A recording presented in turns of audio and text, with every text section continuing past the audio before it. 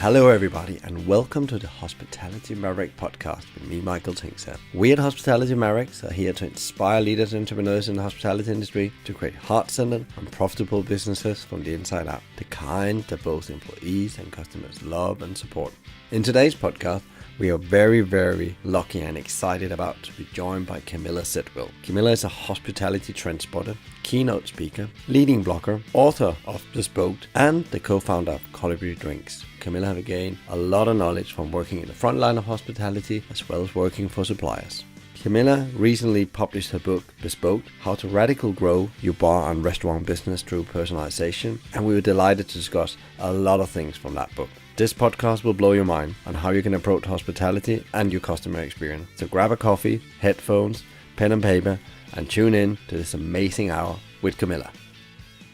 Welcome to the Hospitality Maverick podcast. It's a big pleasure to have Kamila on the podcast today, and I've been really looking forward to this, and I think you're in for a treat out there. So welcome, Kamila. Hello, Michael. How are you? I'm very well, thank you. And we are here at the Runaway East co-working space where we're sitting down in the bunker, I would almost say. It's a little podcast studio. So very cozy with a lot of greens on the walls and plants and stuff like that. Very cool place. So it's the first time Hospitality Mavericks here today. So really looking forward today to be discussing with you your new book, Bespoke, your role as an influencer in the industry, a female senior person gone out and done something very different and just being in the hospitality industry, rapidly trying to change the way things are in the industry. So we're going to go down that route and much more. But for the people that shouldn't know who you are, maybe it's good to tell a bit about who are you, what is your story, and how do you end up doing all this, writing books, speaking, and trying to change the industry from the inside out? Thank you. So yes, my name is Kamila. I'm a leading hospitality blogger. I'm also the author of Bespoke, which is a book published in December last year. It's been in market for 4 weeks. I'm also the co-creator, the co-founder of Kolibri drinks, the only soft drink in the world that customers can make it completely bespoke with bespoke sweetness and flavors. Yes, so it's been quite a transformation. I've spent all my life in hospitality industry and in the drinks industry. I came to the UK over 20 years ago, Polish immigrant,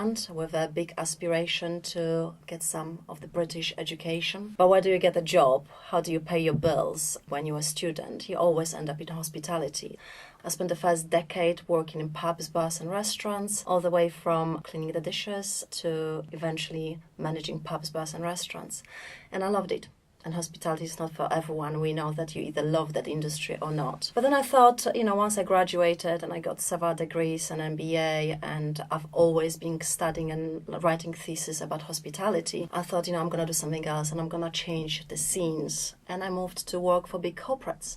So I worked for some big coffee companies and some big drinks companies, beverage companies. But the irony was I was always working for hospitality again, but this time just from a slightly different angle. So rather than serving drinks and serving food and managing people, I was suddenly immersed into data and insight, analyzing, investigating all trends in the industry, trying to understand how the guests are changing and what they're looking for, what is the menu development, what is the latest trends, how they eat out, how they socialize. So it was all about spotting new opportunities and threats in the industry for the big players so that the guests are always happy with what they get. What did you work with in these industries? You say you were still working with the hospitality industry, with just delivering something different. What specifically you were working with there? As I understand, it was insights and data. Correct.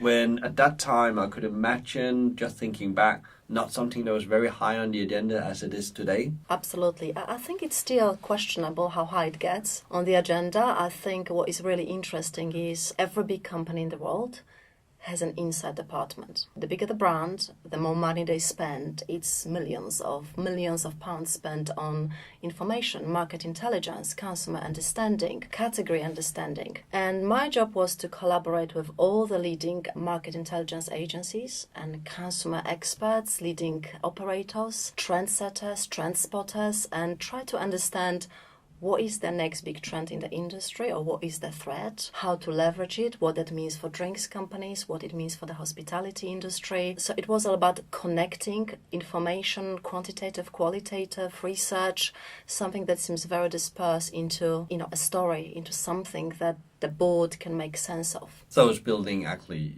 brand narratives. Correct. And perspective, but also mapping up the future and saying that's where we are right now, but it looks to me like there is a new opportunity happening somewhere there, and that's how it looks like. And that's because the consumers and guests are changing, and that's what they're looking for. And, therefore we believe there's an opportunity to leverage it in a particular way. It's looking at the historical data and extrapolating it, forecasting it, taking it to the future. Working for the big corporates, and then you set out on your own.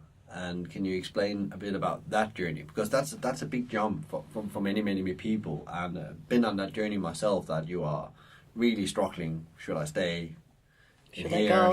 Should I go? What is the risk? What about my family? Etc. etc. etc. Can you talk a bit about your story of leaving corporate world and security, as many people call it? So working in inside is a little bit of a challenging job. It's not a glamorous job. It's not a sexy job. You can advise as much as you want to. You can bring the horse to the water, but you cannot make them drink it. So, and all the big organizations, they pretty much set in their ways, and they do things the way they always wanted to do it, and not that much changes over time. So over the last several years, we've noticed there's a massive war on sugar in drinks industry, and sugar and non-alcoholic drinks have been crucified and identified as the cause of obesity. And what we've noticed is that every drink industry in the world has switched into replacing sugar with artificial sweeteners. And hello, we all knew that actually this is that substance that can potentially kill our customers. It's still unproven, it's still tested. We've got a lot of research that proves that it can be very harmful to your health, but we will do anything to avoid the sugar tax. So seeing all of that and all those developments, all the things that you don't agree with, I came across an idea that blew my mind. It was customization. I was on a short spa break with my girlfriends, and we were at the bar in the afternoon, 4:00 in the afternoon. What do you drink when you're not ready for alcohol? The barman was brilliant. He suggested some lemonades, homemade lemonades, and the beautiful experience of mixing and blending and lemons flying, and it was fantastic. He served 4 beautiful lemonades. But here was the problem. None of the girls really liked the drink. One of them was complaining it was too sweet. For another one, it was too sour. It was too many lemons. It was too much ice. Well, at €6 per glass of lemonade, you would expect a product exactly the way you like it. So it was a little bit of a drama. I was sitting there, head of Insight at the time for a leading drinks company. I was listening to the girls, and my head was spinning, and I was thinking, that can't be, can it? The solution to sugar, the solution to any problem, it's not a mass market solution of one way or the other. It's bespoke, it's customization. There's no way that one product will feed millions of people with the same taste profile. There's no such thing. One size fits no one. We're all individuals, and we want things our way. So this is when I decided to deep dive into all aspects of customization. I read every research, every white paper, every document and piece of research written by psychologists to learn about customization. It's by far the biggest trend in the industry, not just hospitality, but any industry globally. So whether it's your bespoke Nike shoes, bespoke cosmetics, bespoke nutrition, how you order your car, what you load your car with, it's your choice. Your coffee is personalised. Starbucks is making coffee in 87,000 different ways. How you order your steak. It's completely up to you which piece of meat do you choose and how you want to have it made, how you want it cooked. The sauce, the marinade. If you want to have it with white wine, it's your choice. It doesn't matter if the chef thinks that only Malbec goes with steak. It's all bespoke. And then look at technology. Look at Netflix and Amazon. No one is going to tell you what you're going to watch and how you're going to watch. And, it's your choice. You pick, you decide. It's your time. It's on your terms. For customers, bespoke, customization, personalisation, however you call it, is that it's an expectation. It's not a privilege. What you're saying is almost come as an unconscious thing for the consumers now. They actually almost expect it there. Even though they're not call it customization, they want to make their own choices. And I think it's really clear when you mentioned Starbucks, a really good example, that they start doing it. Even McDonald's now in Australia, they're testing building your own burger. When I worked there, it would sound impossible mission. Couldn't be done. It would be too much complexity for operation. Yes. Even they are taking that in. What they are in principle selling is time, often has to go fast.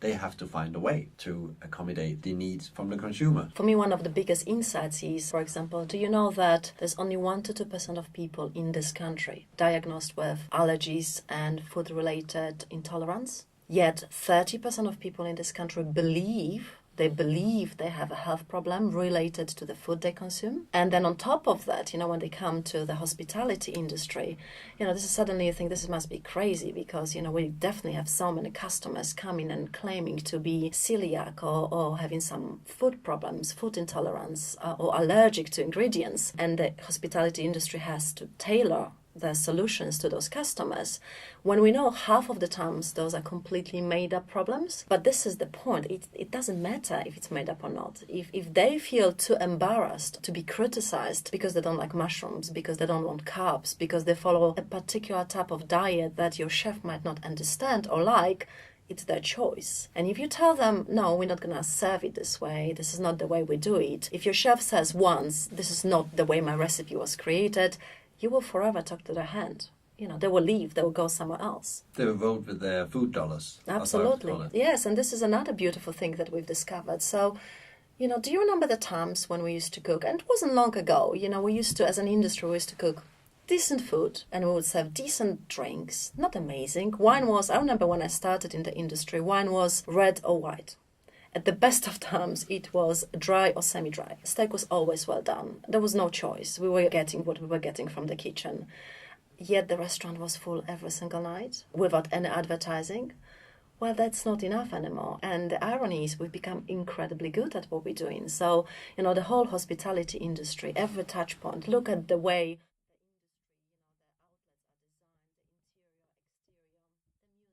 the sound, the multi-sensory experiences, the menu, the food is incredible. 72% of guests are claiming to be satisfied or very satisfied with the quality of food and service in hospitality. Wow, that's amazing, right? Except the market is so saturated, there's so many outlets, there's so many restaurants, well, it's pretty obvious. I mean, they don't have a reason to return to you ever because there's good food everywhere. There's no good reason to return to you because if they go to the guy next door, they will also get good food and good drinks. So what else can we bring to the industry that will keep them coming back? It's above and beyond good food. That is the standard. That is not our USP. That's a must. Now we have to think about what else we can bring, what other experiences we can introduce. So it's truly personal and relevant and memorable. It's very interesting what you're touching on there. Growing up in a restaurant family where my mom learned me there's three things you need to do. You need to take care of your people, your product or your menu, and your customers. But she says often after product things are forgotten and not really done. So the customers and the employees are left a bit on their own after they think they've been served the product, everything is good, and it was a good product. They were happy with the meal, it tastes well. And as you say, it's red ocean out there. There's a lot of great products and there's a lot of people who are doing great food. But how do you actually make yourself different? How do you dare to be different in an industry that's overflown with concepts? Absolutely. We have a situation when customers are looking for experiences. We have experience economy right now. People don't want goods. We're realizing that goods and things, they covered in dust. All they gather is dust. They want to collect memories, something to share with their friends and family, something to talk about, something to think about. Hospitality is best place to deliver all of this. We can create entertainment or entertainment. We can create bespoke experiences. We can have more engaging conversations with each other. It's a place where the most intimate situations happen, when we become most honest, and we're still very human. It's still about interactions with people and being human, which we can't forget about. So hospitality has a very special role to play right now. We are seeing, the rise of anxiety and depression in the society. We are dealing with digital implications of us spending so much time on platforms with fictional friends or friends we've never met, people we never talked to face. Hospitality is like an antidote. It's like a place we go to escape, to relax, to be ourselves, to remind ourselves who we are, and experience it with all senses. So it's all through touch and smell and texture and, being with other humans. And this is why when I talk about Bespoke, this is the one place in the world you can come and people will listen, because this is the nature of hospitality, being hospitable, tailoring to your needs, providing to your expectations, and we can't forget about that. It's a place where we can still be humans. Very interesting what you're saying there, because I often say that if you travel back in time and think about hospitality and restaurants, so way back, maybe 1,000 years, hospitality was there. There was restaurants, they just were inns and you got them on your pilgrims and stuff like that, but they were there to serve you on your journey to actually connect with other people, find that human element, getting away from being lonely on the journey to actually start communicating with people. So actually, hospitality is going to have a role in bringing people together as well. That's correct, yes. Because we are spending a lot of time on running around very fast, and that's your break from the hustle and bustle. And that's actually where you create these unique environments, not only by making them beautiful, but also with the food Suitable, experience yes. and suitable and, as you say, bespoke experience. So if we go down to the industry, where are we then today? Because that's the vision, as I can see, like create amazing bespoke experiences. Where do you think the industry is today? That's been, a lot going on, the perfect storm, rising cost, a lot of chains going into trouble. Well, all the big boys, Patisserie Valerie has just been a lot in the media recently. You've seen Byron, you've seen Caluccio's, all the great brands that was driving the industry forward has been in challenges, and also a lot of small operators now because of the whole cost structure and things like that. How do you see it? I really don't want to talk about Brexit, to be honest, because it's been covered everywhere. It's on every page, on every magazine, and costs and rates. It is happening, and it's really tough for the industry. If you really look at what's happening in the market, we can see that the big chains are really struggling. That's because it's so standardized, it's soulless. In the chain structure, every outlet looks the same. The staff is trained in a very similar way. They deliver very similar experiences. It's a bit boring. If you look at what's happening with street food, for example, by comparison, right? I mean, the spend is similar and people are queuing, in the snow, in the cold to get the burger because, it's authentic, it's different, it's bespoke. You can make it as spicy as you want to. You can load it up with the vegetables or the kind of ingredients you like. It's very human. It's very interactive. It's something to talk about. It's something to take pictures of. So it's all about that element of surprise and an element of having something new. If I could advise people in the hospitality on anything, it would be, look beyond just food and drinks. Think about what else. What else can you deliver that will surprise and delight your guests?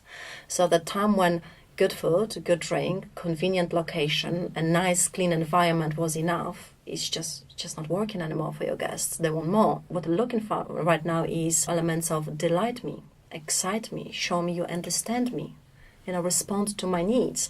And it's not even my insight, it's Deloitte, and it's everywhere right now. So they talk about hospitality in a way of very emotional collection, very much about, leveraging customization to get to the true meaning of who we are as customers and what we really need, moving away from the mass market approach, standardized approach to tailoring services to humans, because we want to feel humans right now. So you think that a lot of the challenges you can take, Brexit, we can't do anything about, that's one of the things that there and that of course impact any industry. It's not only hospitality, any industry Yes. and country, but there's so much else we can do to actually get on the other side of this. Absolutely. That's what you're saying. And there's also, that element of, if you see what's happening in politics right now and in the world, we are out of control.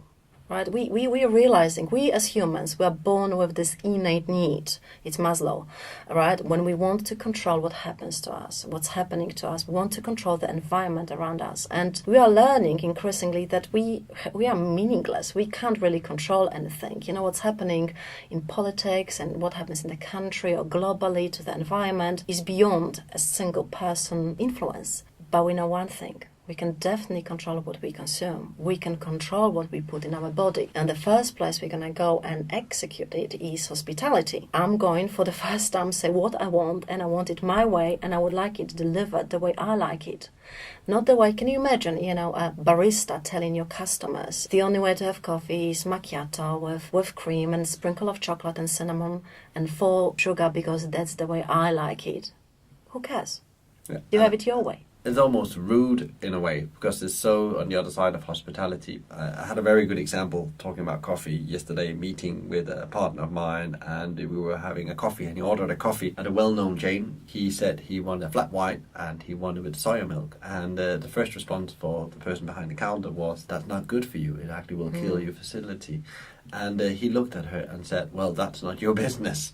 In a way, I want that drink." Absolutely. And again, it comes back to, it's not the industry to educate people what's right or wrong. It's actually serving them what they really want, in a way. And that could, maybe he's right about that, and I think there is statistics behind that. But that's his choice. That's Absolutely. what he wants. I had a chat the other day with Andre Manini from M Restaurants, who is really all about customization in M Restaurants and gauchos, and it's a steakhouse, right? And they would ask for a steak tartare pan-fried. And everyone, is frowning, and everyone is thinking there's no way you can have steak tartare pan-fried, but that's what customers want. That's what they get. It's their choice. There's no frowning. There is, the only way is the customer's way. So it's all about truly guest-centric experiences.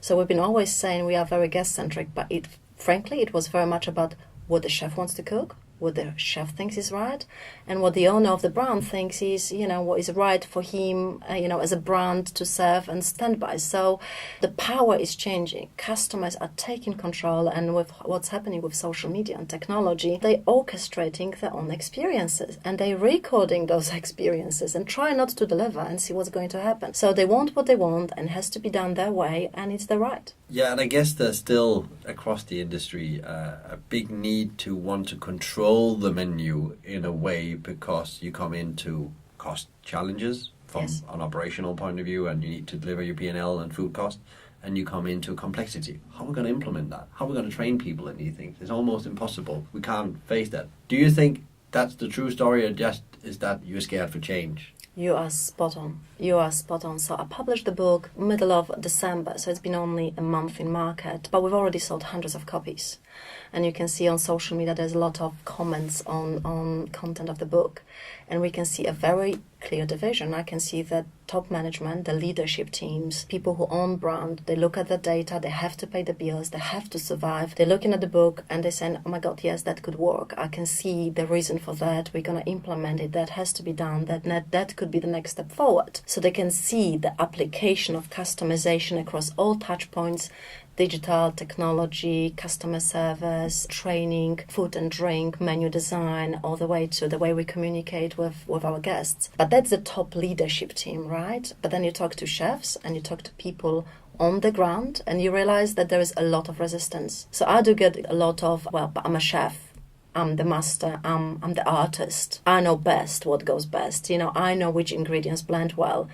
And they don't want to do it. There's a lot of resistance, but that's because it's extra work. There's a lot of complexity, and there is a need to simplify the processes. There is a need to empower those people and help them through customization, because right now they see it as an extra work. And very little in return they get right now. So there must be a way to incentivize them, train them, empower them, and make them capable to deliver bespoke experiences. It's very interesting there, because in general, so what we work with often is helping getting implementation happen. And one of the biggest challenges I've seen in my career is that 70 to 80% of all change projects or new initiatives that has to go out to the front line fail due to the lack of communication and understanding. It takes time to convince the front line that we need to do this. You can't just drop that on them and expect them to pick it up, because they're already busy. And I think we had a conversation about there's so much going on out there already. They need to do so much. They're working 24/7. Being a manager in the industry have probably never been harder, because you just don't have the time to do it.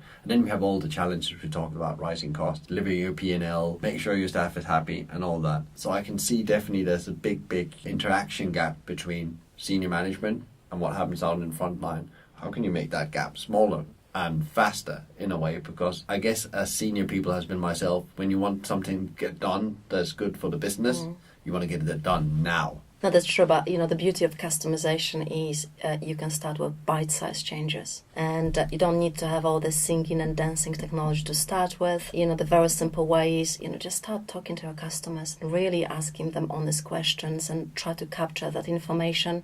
What is it they're looking for? What experiences they like? But also, you've got all the EPOS data. You know what they eat. You know what they like. If they've been there before, capture the fact that this girl is a teetotal and the other girl always drinks a Negroni. And there's a guy in the corner who likes the window seat rather than sitting by the bar because he's always conducting business meetings in restaurants. Wouldn't it be amazing that, next time he comes, he gets a bit of a bespoke treatment and your waitress says, welcome again, your preferred table is ready and your Negroni is already waiting for you, rather than just a cold hello and welcome. And, at the end of a session, for example, when you get that email, if you get any, saying thank you very much for visiting our restaurant, can you leave some feedback? Or we will be looking forward to seeing you again and taste our spring-summer, menu. Wouldn't it be excellent if they said, Jessica, we look forward to seeing you again. Try our spring-summer menu.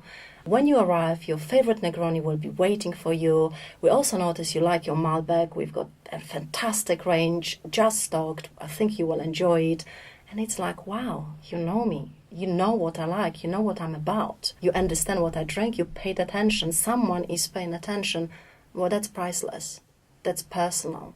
And that can be captured, and you don't need a really sophisticated technology to do that. Another thing is, even if you have customers who've never been into your venue before, or you didn't capture the data, between the time they booked a table and the time they actually arrive, we've got time to make a phone call, and you usually do, just to confirm whether they're coming or not. How about actually finding out a little bit more? An extra 2 minutes of asking about the occasion, and do you have any special needs requirements, just beyond the allergy standard questions. It's amazing, what's going to happen when you capture it and implement it. Actually, you just mentioned allergy again. You talked about how few actually have an allergy in the UK. You said 2%, I think. Less than 2%. Less than 2%. And this is definitely a scare picture that's right now going on in the industry, because I was out yesterday evening eating in Soho. We were asked twice about allergies.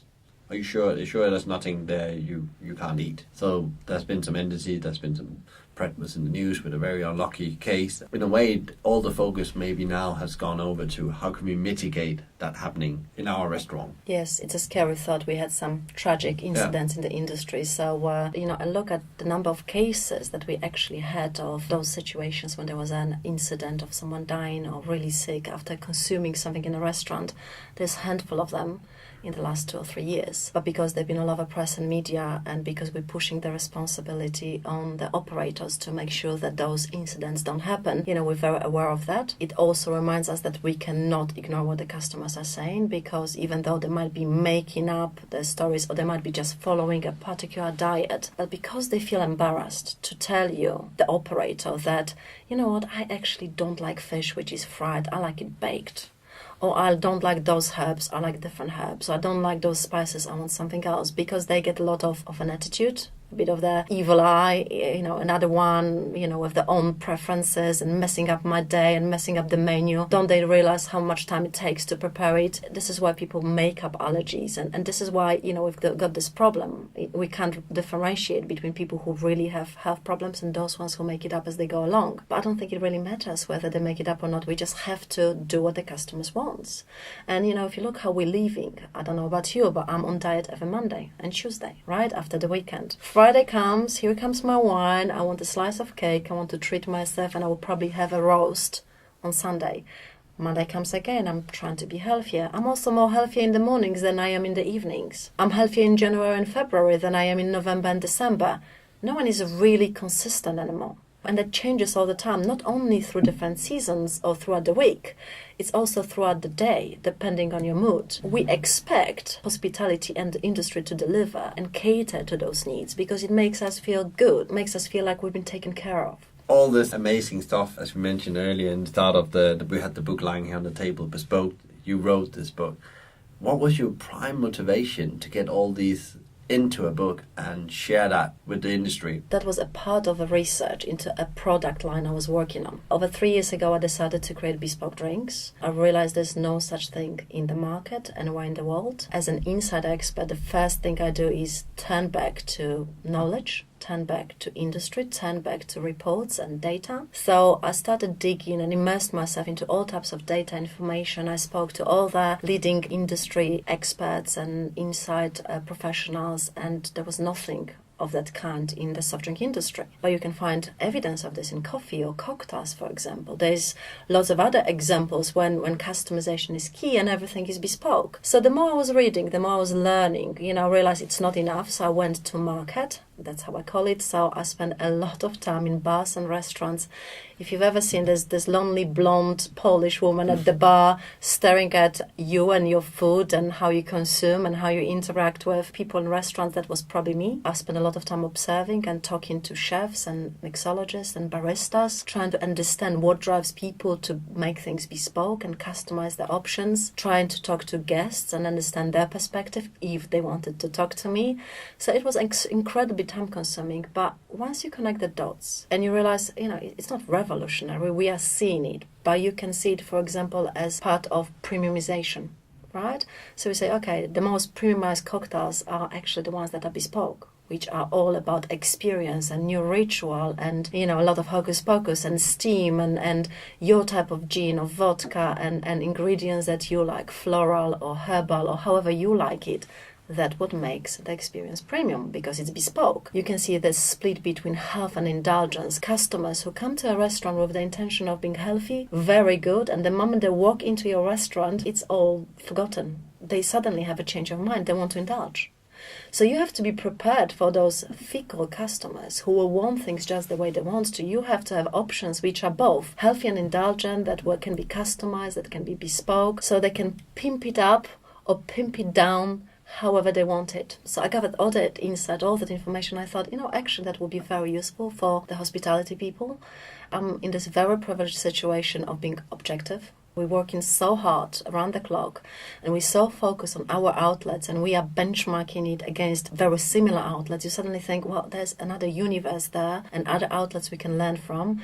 Maybe you're selling soft drinks, but you can learn from coffee. Maybe you are in fast food chain, but you can learn from fine dining restaurants. And we can see those blurring boundaries and those learnings taken from completely different industries. So that's why I published Bespoke. I just put it all together, and I thought, I hope the industry is going to enjoy it. One of the things we say to people when we work with them is there's actually other companies outside hospitality that's worth looking at what they're doing to create, a very good example, employee and customer experience. Southwest Airlines in the US. Very, very good at customer service, making it very fun. So if you haven't looked them up, look them up. They are amazing, and they've grown their business year on year. And you can learn so much of looking at what other industries are doing and try that to adapt that into a hospitality environment. I really, really agree on that. If you studied all that insight, you must have piles and piles of data and numbers. How did you find out to get the structure in the right way? Because when I read the book, I must say it was really well structured. You can take that book and go and make change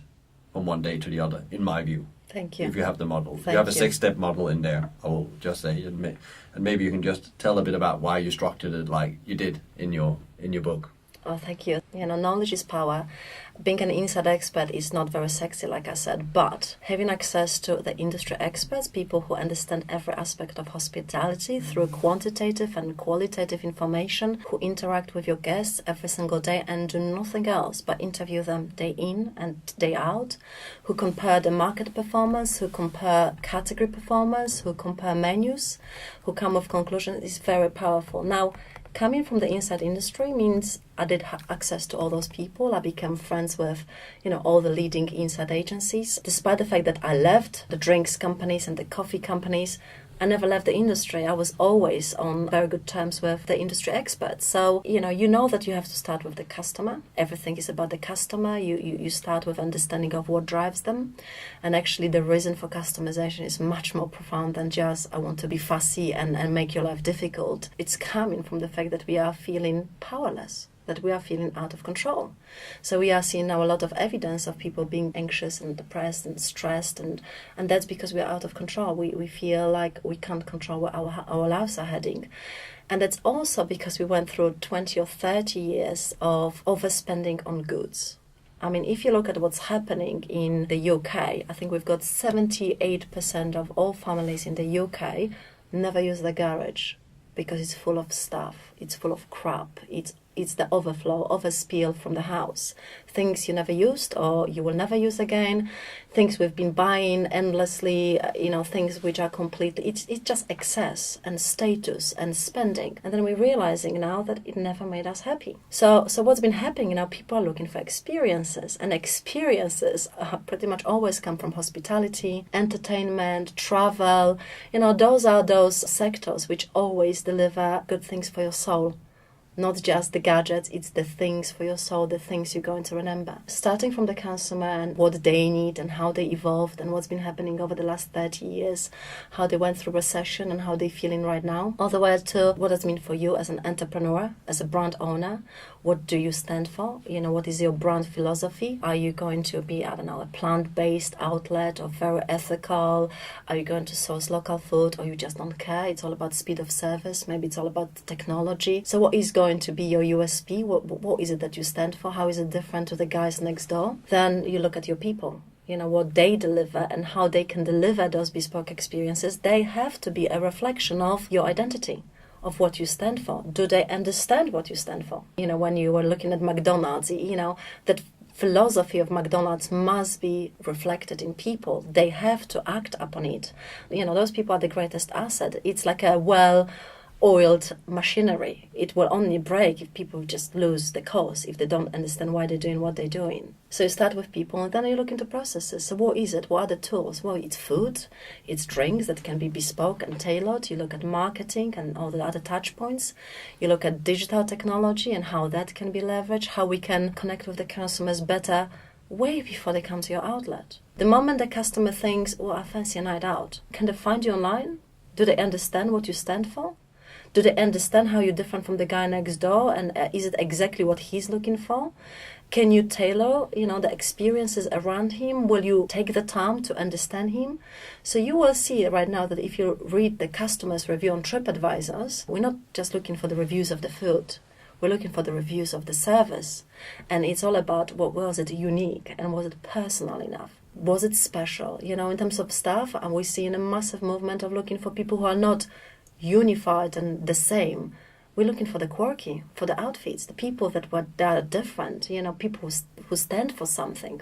I think it's very interesting, just what you said there, because you talked about people before, how important they are for you being able to deliver this experience, the customer experience, the bespoke experience. There's been a lot of talk about employee engagement, high turnover and all this stuff, but actually this starts with that as you said, you have a statement, you have a position in the market that you understand as an employee and say, I can connect to that, I want to be part of that.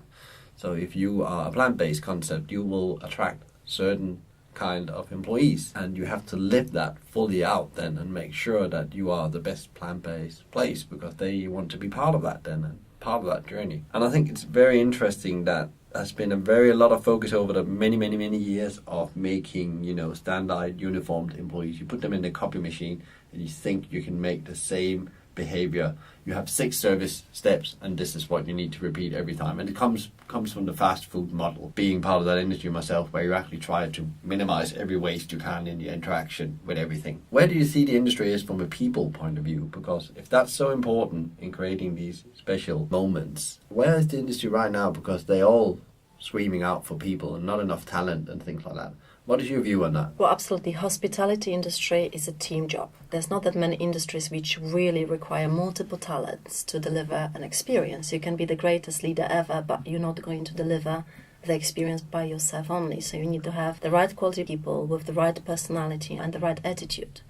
What I'm seeing right now is the industry is becoming more open-minded. I mean, it's always been, everyone is welcome in hospitality. Everyone can get a job in hospitality. But now we sort of harness that talent in a different way. So before we would recruit those people and try to change them. Right now, if you have a quirky barman with a particular personality, you actually want him to flourish. You know that it could be a part of entertainment. A chef with his own persona and passion who will occasionally pop out of the kitchen and start shaking hands with the guests and ask feedback is not someone you will try to get back to the kitchen because this is the way things have been done previously.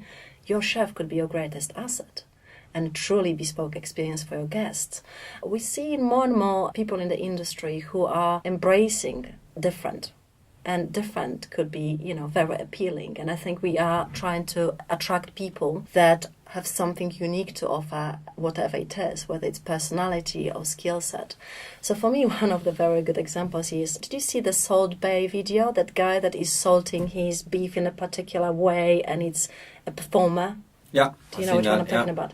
So it's a global phenomenon, right? A guy who's got zero hospitality industry background, a guy who barely speaks in English, he had no budget, no money, a Turkish guy who decided to travel the world, and the only thing he had is his egocentricity, and he's very quirky, and he's a showman, and he loves his meat. The way he treats the meat, the marinating he does and carving is different to anyone else. He's on display.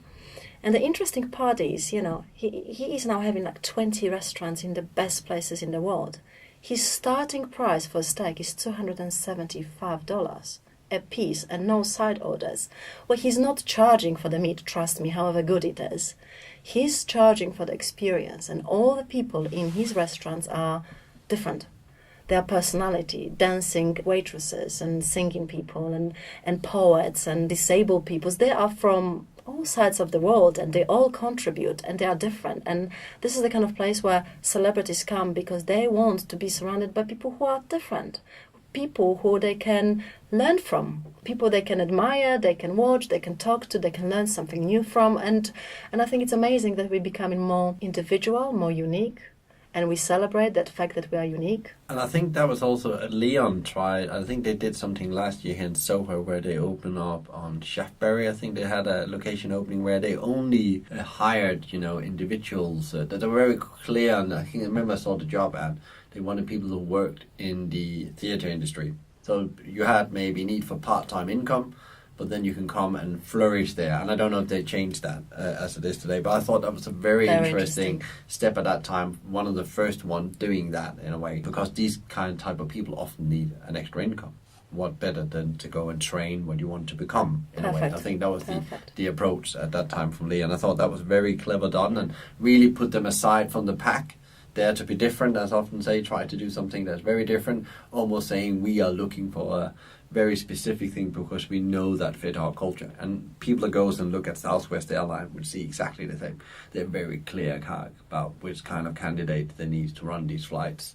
And they're looking for entertainers. They're not looking for operational experts of fulfilling the processes. That has to be done. It's a given. But they put systems in place to take care of that.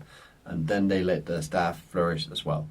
So what you're saying as well, if I understand you right, is it's also time to release control out to the front line a bit more. Call it self-management if you use the academic word for it, like empower the front line and do less control from the management on all touch points in the restaurant. Absolutely. Empower them. Make them accountable for the customer satisfaction. And it might mean that you will give them a budget of they can spend up to, £100 a week or a month, depending on the restaurant, on minimizing damage or delighting guests. And if it sometimes means, the dessert will be free or the coffee will be free, or there will be something extra coming from the kitchen, or an extra glass of champagne or Prosecco for someone who's celebrating, a very special occasion, that should be encouraged and allowed because that customer will be coming back.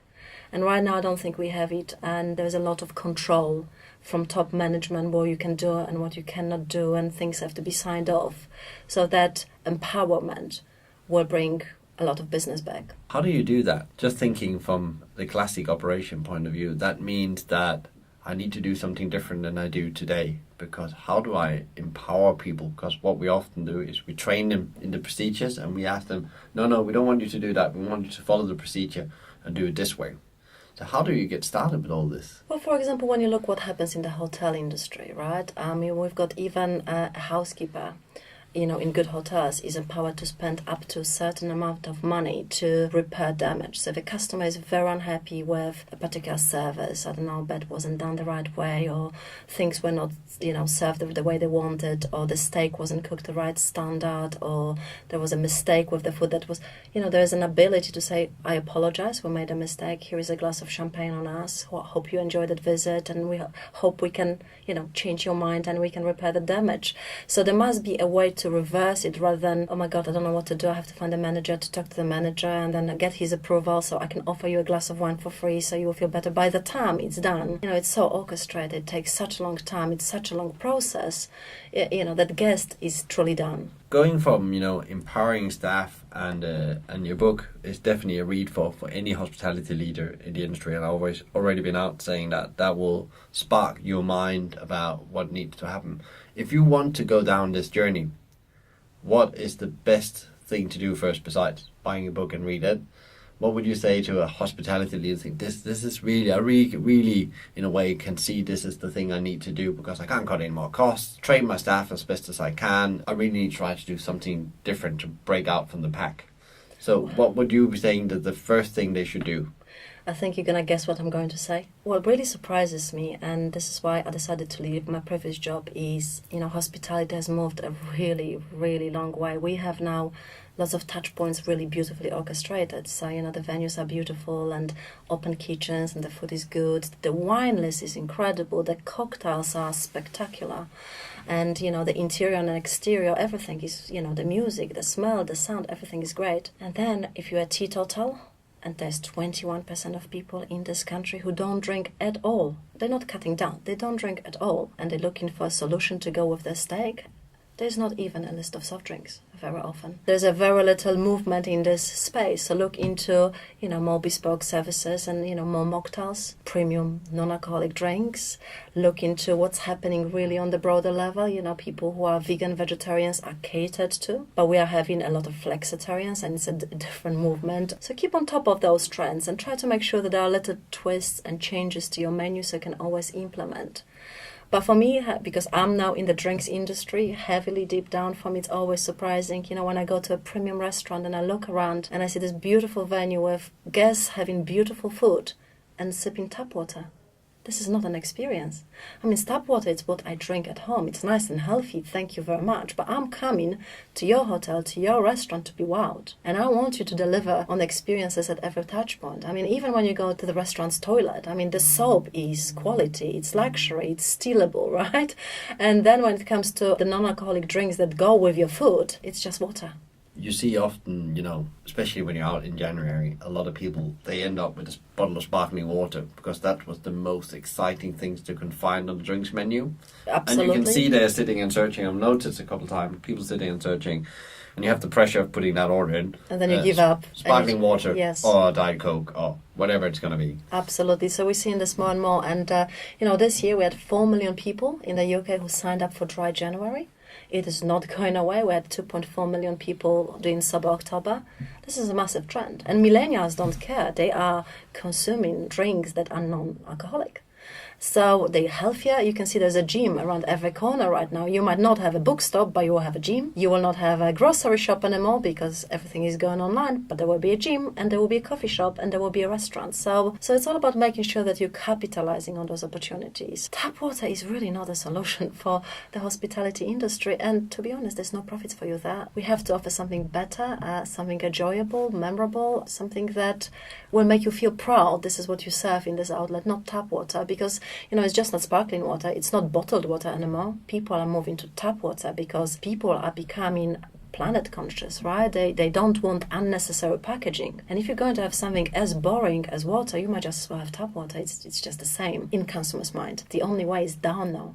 Because what you're saying is your biggest opportunity probably lies in something that's quite easy to change. So basic. Drinks. Go and look at your drinks variety. If it's a coffee, how the way you do coffee, how the way you do alcoholic-free drinks. You can go even fermented drinks. I've seen already amazing opportunities within that. I've seen some operators starting doing that, and people really likes it because it's actually good for them. Besides, they don't feel bad about drinking it, and it actually does more than just taste nice now because they become so good at creating these things. Teetotal is the new vegan. So 10 years ago we might be frowning because we had another vegan in a restaurant and it was such a pain in the neck. Right now you're going to have teetotals. What are you going to serve them? Tap water will not do. And next time they will have a great delivery of your food to their house and they're going to have tap water there. They don't need you for that. So make sure that all the touch points are carefully orchestrated and this is how they're going to come back. Yeah, and I guess also if you become really good to a drink, now I'm just thinking a bit of business development, then you can almost sell that. How simple is that? Yes. Take it home. So there's also a lot of revenue generated. Coming back to what you also mentioned in the book, you're doing all this for profitability. And it's not just for, doing something that's nice. It's actually for profitability in the end of survival of your business and future-proof it. You touched a bit about it in the beginning. I just wanted to talk a bit more about technology because there's a lot of people out there screaming technology, both, for consumer point of view, internally for improving workforce and things like that. Technology, is that something that can help you become more bespoke? Because a lot of people talk about we want touch screens and we want digital journeys and all that kind of thing. Is that's a way forward to become bespoke? You cannot ignore technology nowadays. I think not in any industry. I think the ability to harness technology will play an increasingly important role in how you attract the future customers. You can target them in a more effective way. You can have access to data to understand who they are, what they drink, what they eat, how they behave, their preferences. So you can tailor things, orchestrate it before they even arrive. Technology can deliver personalized tracking. It can help you with your performance massively. Technology, it's like an extension of your marketing right now. Whether you go to digital, whether you go online, it has to be a reflection of you and what you stand for. And it has to enable new processes, effectiveness and efficiency of, customers don't want to wait for the bill to be paid. They don't want for your staff to take half an hour to come to them with the bill. This is an easy fix. Why don't they pay on an app or technology? But be careful with that, because after technology, there's a need for human touch as well. And there are some places that customers don't want to see it. So in fast casual or fast food places or casual dining, I think technology is very welcomed right now.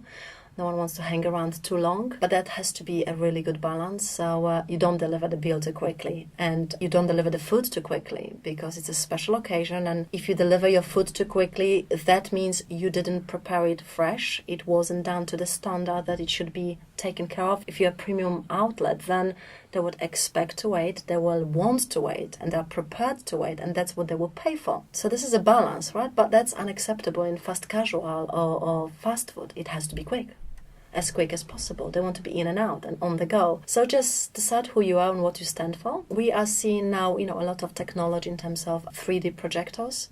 So this is when you have a 3D digital displays. The Petit Chef, for example, have you seen it? Marco Polo? No, I haven't seen that. So this is like a 3D display, digital technology, which is displayed on your table. I think it's a 7-course menu around the world. So every dish comes from a different side of the world, and it's a fully immersive experience through technology. So a little chef pops out on your table. It's a 3D animated chef. Ingredients start growing and you take into India and China. With every dish you go into a different country and you learn about the ingredients and how the food is harvested and how it's grown. Then you're seeing how it's prepared and you're learning about the key landmarks of the country. The music is playing in accordance with the dish. For 15 minutes you're in China. And then for another 10 minutes, you're going to be in Germany. And then you're going to be, for another 10 minutes, somewhere else in the world. And that's unforgettable. And, some people say, well, that's not for me because the food industry is about food. But actually, in terms of fully immersive experiences, why not? This is why you're paying £300 for a small tasting menu instead of 60, because you're taking on a journey. One other thing we didn't touch on before, I was thinking about while you were talking about, creating the experience, the educational responsibility we have as an industry around food, because we have lost the connection with food, in my view. And I'm part of another business where we talk a bit about we are not a food business. We all come from the food industry, but we are an educator and experience business. So it's going to be all about to understand what local sourcing mean. What does it mean actually to go into your kitchen and cook a good meal? What are the good principles behind that? We're not only serving a dish of food you can eat at the location, but you're actually taking a story with you home. Either something that's told on a piece of paper or utilizing technology in that way is very powerful. But people are actually hungry to know more about their food.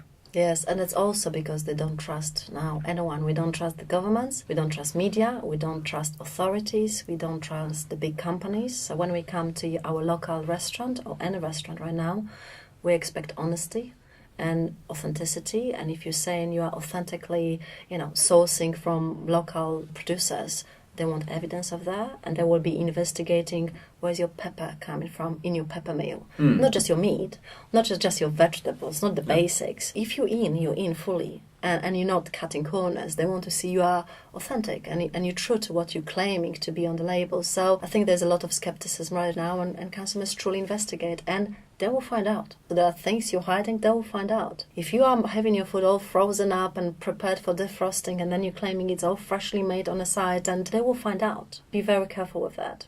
But I guess there still is a market for that when you think about the food chain having frozen food. But then be honest about it and say that's what we serve. Absolutely. Don't claim to be something because it's trendy right now to be ethical and local, organic, or sourcing locally.